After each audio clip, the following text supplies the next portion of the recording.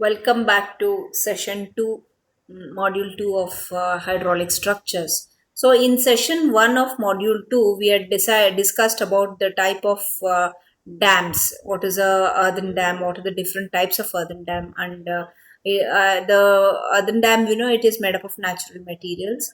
And coming to the types of dam, there are two types based on one is based on the method of construction, that is one is rock-fill hydraulic rock-fill earthen dam and hydraulic fill earthen dam.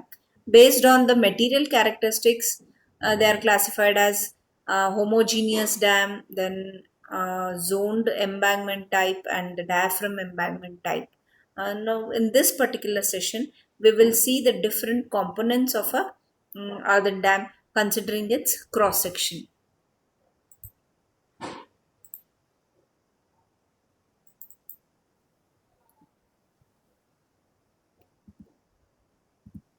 So if you see the preliminary section of earthen dam, this is how it looks. Okay. So it is built on an impervious stratum like this, which is impervious. If it is pervious, it will fail. So the foundation should be impervious. Then above this, you can see this core, the central part of the embankment, which is made up of fine material. So it is totally impervious. And then around this is the transition filter, which is slightly pervious, just slightly pervious, and this will take this will prevent the water entering into the core of the dam. Then next, it is covered with this transition filter is covered with more pervious layer that is called as shell. So this particular area is the downstream shell, and this particular area is the upstream shell. It is made up of pervious or semi-pervious material.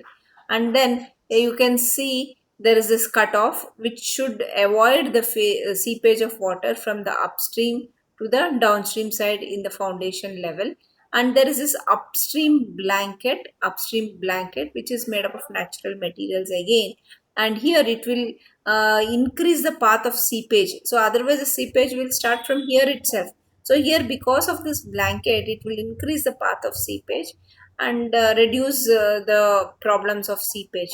And here there is toe drain is provided so that the seepage line, as explained earlier, which is called the phreatic line, will cut the toe drain. It will not cut the downstream side. If it cuts the downstream side, it will erode the materials, and it will cause damage to the earthen dam. So here, if it cuts the drain, so the water gets collected in the drain and then it is taken to the downstream side.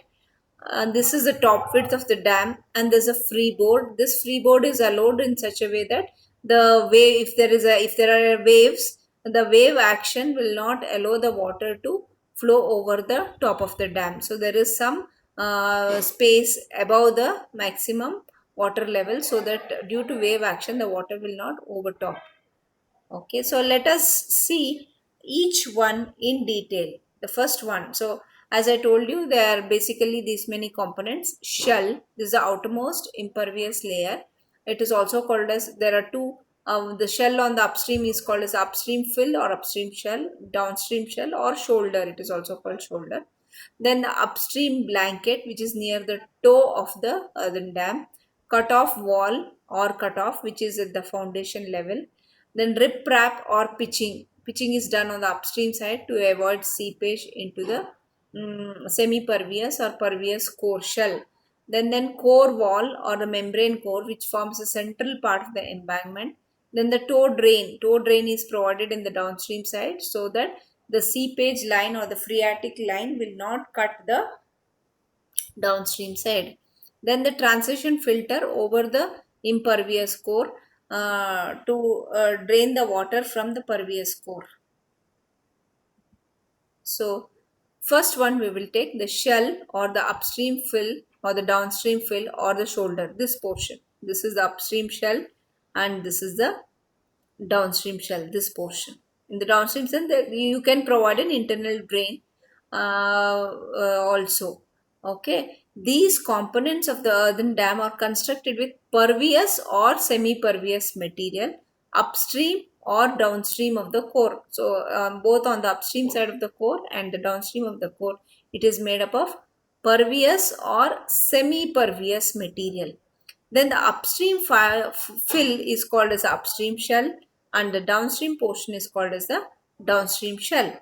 It provides cover to the core, protecting it from cracking. So this will provide protection to the core. It develops shear resistance against sliding. So this the material should not slide. There should be some resistance so that the slopes are maintained. Sorry, provides stability to the dam and also helps in drainage. So this shell will provide stability to the dam. So we'll go to the second component, the upstream blanket. So this is the upstream blanket here, which is near the heel of the dam. It is at the bottom of the upstream side, and it extends beyond the slope of the upstream side. You can see this.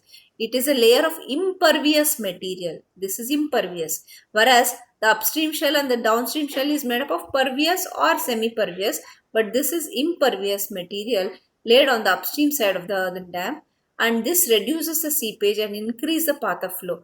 In case this is not there, what happens? The seepage will start here. It will start here.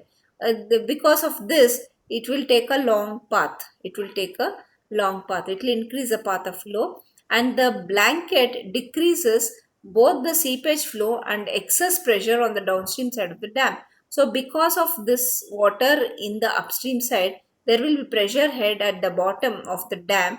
So this decreases the excess pressure. This decreases the pressure of seepage flow.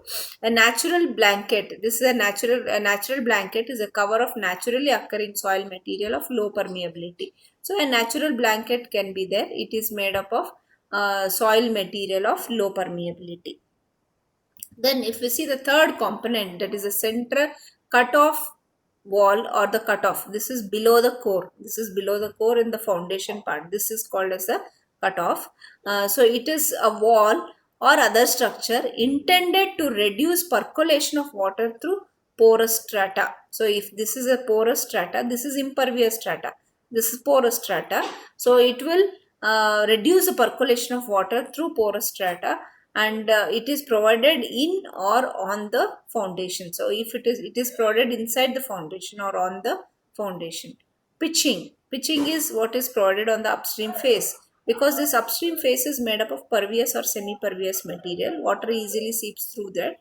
So therefore, in order to provide that in order to avoid that, broken stones or rock pieces are placed on the slopes of the embankment, particularly the upstream side of the for protecting and the slope against the action of water, mainly wave action and erosion. So if pitching is not provided, the waves will come and splash on the upstream face, and it will erode the material on the upstream face. So in order to prevent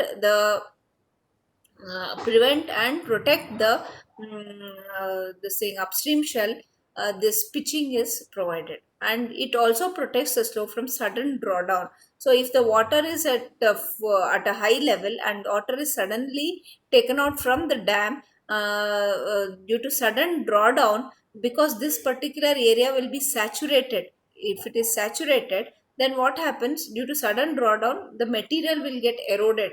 If the water level suddenly drops from a higher level to lower level. So in order to avoid all this, pitching is done. One main important function of this pitching is it will protect it from wave action, protect it from seepage of water, and also due to sudden drawdown, erosion of material due to sudden drawdown. So these are the three important uh, uh, points that are considered in pitching. Then core wall or membrane or core. This is central part. This core wall or membrane or core. It is centrally provided, fairly impervious. It is impervious in the dam. It chucks the flow of water through the dam section. It may be compacted puddle, clay, masonry, or concrete built inside the dam. So it may be made up of clay, masonry, or concrete which is built inside the dam. So this will prevent the flow of water. It will chuck the flow of water through the dam. Tow drain. It is a drain constructed at the downstream side. So here, this is the tow drain. This is a tow drain. If the tow drain is not provided, the seepage line will cut the downstream side. The downstream side material will get saturated and there will be erosion and material will and the dam will fail. So if there is a tow drain, the seepage line will cut the tow drain and water will flow. The seepage water will flow through the drain to the downstream side. So it prevents slogging of the toad due to seepage flow and increase the stability of the dam. So it helps in increasing the stability of the dam.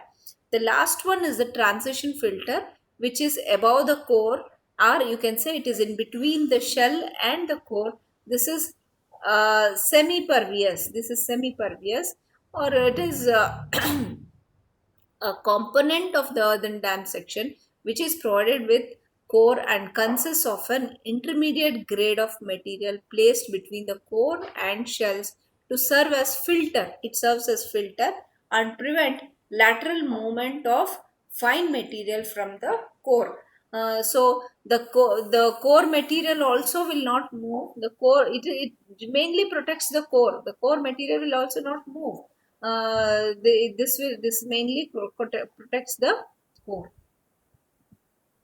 So we will discuss some of the advantages of earthen dam. So compared to the gravity dam, the design procedures are straightforward and they are easy.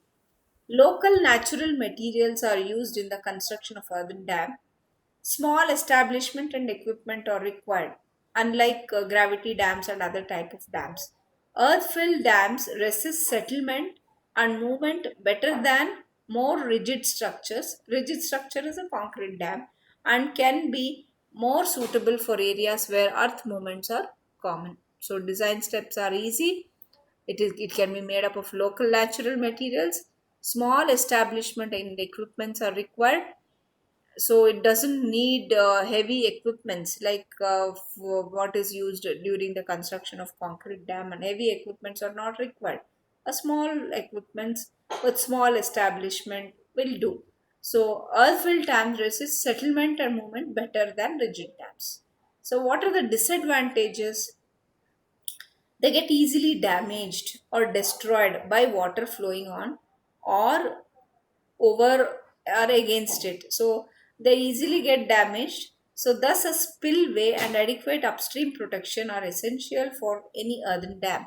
So spillway is nothing but this is a spillway is constructed for the dam to discharge the excess water from the upstream side to the downstream side. So spillway should be properly constructed so that the water, the extra water above the reservoir level will be discharged from the upstream side so that it does not cause any damage to the dam. And upstream protection has to be done because it is made up of pervious material. The shell is made up of pervious material, so the upstream protection has to be done with respect to wave action, with respect to seepage, and also with respect to sudden drawdown, that which I already explained. And designing and constructing adequate spillways is usually most technically difficult parts of any dam building work. So as I told you, the spillways should be provided in an adequate way. Spillways are the weirs which are used to discharge the excess water from the upstream side to the downstream side. So this adequate spillway should be provided so that there won't be any technical difficulty in discharging the excess water. And one more is, if it is not adequately compacted during construction, the dam will have weak structure prone to seepage. So the while constructing, The layers of the dam, while placing the layers of the dam, they should be compacted properly, and the compaction is done at OMC, optimum moisture content, by sprinkling water, which I already told. So that it should be, if it is not done compacted properly, so it makes the structure weak. Earthen dams require maintenance. Continuous maintenance is required to prevent erosion, tree growth, subsidence, animal and insect damage, and seepage. This animal will dig burrows in the earthen dams, and the insects will cause damage, and there will be seepage through the pervious material which is used for construction of the dam. And sometimes there will be tree growth, and this will develop cracks in the dam, and erosion takes place due to saturation of the material, due to seepage. So therefore it has to be maintained continuously. This is one of the disadvantages of a earthen dam. So in this particular session, we learned the different components of the earthen dam. That is, we discussed about the upstream shell, downstream shell, and we discussed about the core, then the cutoff, then the blanket, upstream side blanket, then the pitching, then the toe drain, and other components of the dam, and what the advantages and disadvantages of the earthen dam. So, in the next session, we will see what are the different types of failures of earthen dam. So let's end the session.